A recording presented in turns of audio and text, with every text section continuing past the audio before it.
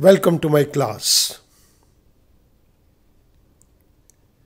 इस particular video lecture के अंदर हम बात करेंगे डायनामिकली अपडेटेड फंक्शंस की, और इसके अंदर हम एक पर्टिकुलर टूल को यूज़ करेंगे, फॉर्मेट एज ए टेबल।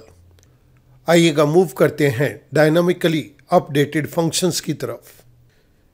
इस पर्टिकुलर एक्सेल शीट के ऊपर मेरे को एक टेबल दी गई है जिसके अंदर 5 कॉलम्स हैं। The first column is serial number, second is the product, third consists of price, fourth is the units sold and the fifth one is the amount. मुझे इसके बेस के ऊपर इन 5 फंक्शंस को टेकअप करना है। मैं इस एक्सेल शीट के अंदर सिंपल तरीके से इन फंक्शंस को टेकअप कर रहा हूँ।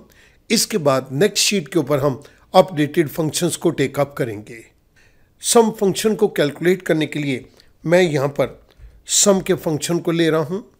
The first argument is number. Number के केस के अंदर मैंने ये कंप्लीट अमाउंट की रेंज को दे दिया, E4 to E12।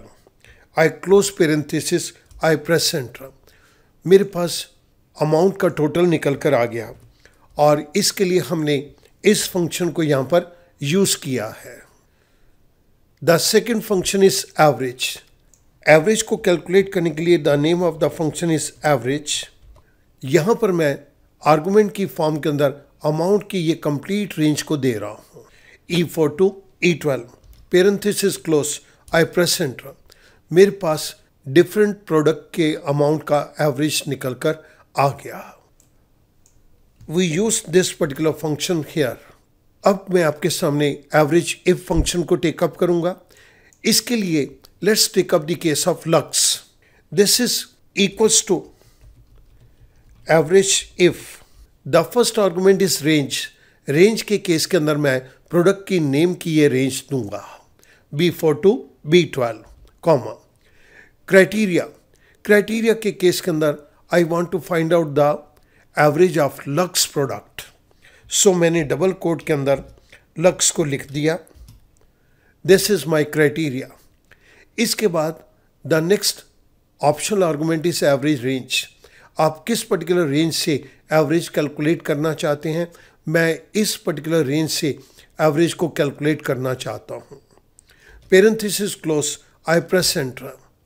जैसे ही मैंने एंटर प्रेस किया, मेरे पास एवरेज इफ ने लक्स के अमाउंट की एवरेज को निकाल के दे दिया।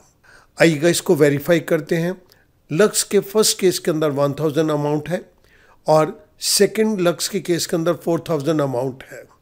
इसके बाद लक्स कहीं पर भी नहीं है, तो 1000 प्लस 4000 5000 डिवाइड बाय 2, एवरेज हमारे पास आ गई 2500। This is the function which we used it here.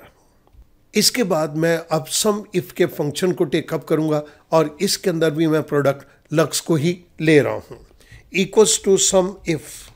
The first argument is range. Range के केस के अंदर मैं ये प्रोडक्ट के नाम की रेंज दे दूंगा, from B4 to B12, comma. Criteria के केस के अंदर मैं चाहता हूं कि लक्स का मुझे सम निकाल के दिया जाए, तो मैंने लक्स को डबल कोट के अंदर दे दिया, comma. The third argument is sum range. Sum range के अंदर मैंने ये अमाउंट की कंप्लीट रेंज को दे दिया, from E4 to E12, parenthesis close, I press enter. मेरे पास यहाँ पर सम इफ ने 5000 का अमाउंट निकाल के मुझे दिया। स्टूडेंट, आप देखेंगे कि लक्स के केस के अंदर 1000 रुपीज़ ये है और सेकेंड 4000 ये है। दोनों को मिला दें तो ये 5000 आता है। We use this particular function here. Now count if के केस के अंदर भी मैं लक्स के केस को ही टेकअप करूंगा, equals to count if. The first is range. Range के केस के अंदर मैंने प्रोडक्ट के नाम की कंप्लीट रेंज को दे दिया। The second argument is criteria. Criteria के केस के अंदर मैं लक्स का नाम दे रहा हूं, डबल कोट के अंदर, parenthesis close, I press enter. यहाँ पर लक्स 2 बारी अपीयर हुआ है। This is the first time and this is the second time. ये तो हमने सिंपल तरीके से इन फंक्शंस को टेकअप किया। अब मैं एक स्टेप आगे ले रहा हूँ। ये मेरे पास सिंपल तरीके से फंक्शंस के रिजल्ट आए हुए हैं। अगर मैं यहाँ पर 10th रिकॉर्ड को एंटर कर देता हूं। Let us take up the case of Lux product once again. Price is 10, unit sold let's assume it to be 100, then this comes to 1000 rupees. यहां पर मैंने एक नए रिकॉर्ड को एंटर किया, लेकिन इन फंक्शंस के अंदर कोई भी चेंज नहीं आया। We enter the 10th record but none of the above formula change. ये इस फार्मूले के अंदर कोई भी चेंज नहीं आया। मैं चाहता हूं कि जैसे ये 10th रिकॉर्ड एंटर हो, इनके अंदर चेंज आ जाए। अगर इनके अंदर चेंज आ जाता है तब तो ये डायनामिकली अपडेटेड फंक्शंस बन गए। हम इनको डायनामिकली अपडेटेड फंक्शंस कैसे बना सकते हैं, आइएगा मूव करते हैं स्टेप नंबर 3 के ऊपर। इस पर्टिकुलर एक्सेल शीट के अंदर मैं इन फंक्शंस को डायनामिकली अपडेट करना चाहता हूं। इसके लिए मैं 3 स्टेप प्रोसीजर को फॉलो करूंगा। स्टेप 1 के केस के अंदर सबसे पहले हमें ये कहा गया है सिलेक्ट द टेबल। इस टेबल को हमने सिलेक्ट करना है। और स्टेप 2 के केस के अंदर हमारे को यहाँ पर यह कहा गया कि convert the information to format as table. इसके लिए आप Ctrl+T की को प्रेस कीजिए या इंसर्ट टैब के अंदर टेबल आइकॉन को क्लिक कीजिए। मैं इस पर्टिकुलर टेबल को फर्स्ट स्टेप के अकॉर्डिंगली सिलेक्ट कर लेता हूं। आई गो टू इंसर्ट टैब और इंसर्ट टैब के अंदर मैं टेबल आइकॉन के ऊपर क्लिक करता हूं तो मेरे पास यहां पर एक छोटा सा डायलॉग बॉक्स आ गया, जिसके अंदर 2 चीज़ें कही गई हैं। Where is the data for your table. जो हमारा डेटा है वो हमने इस पर्टिकुलर जगह के ऊपर सिलेक्ट किया हुआ है, उसकी रेफरेंस यहाँ पर आ गई। Second point is my table has header. मेरी टेबल के अंदर हेडर है, ये बाय डिफ़ॉल्ट चेक बॉक्स के अंदर टिक लगा हुआ है। मैं इसको एज इट इज़ ही रहने दूंगा क्योंकि हमारी टेबल के अंदर यहाँ पर हेडर है। आई से ओके। जैसे ही मैंने ओके किया, यहाँ पर आप फिल्टर के साइंस को देख सकते हैं। अब मैं थर्ड स्टेप की तरफ मूव करता हूँ तो थर्ड स्टेप के अंदर ये कहा गया है एंटर द 10th रिकॉर्ड। मैं इस जगह के ऊपर 10th रिकॉर्ड को एंटर कर रहा हूँ।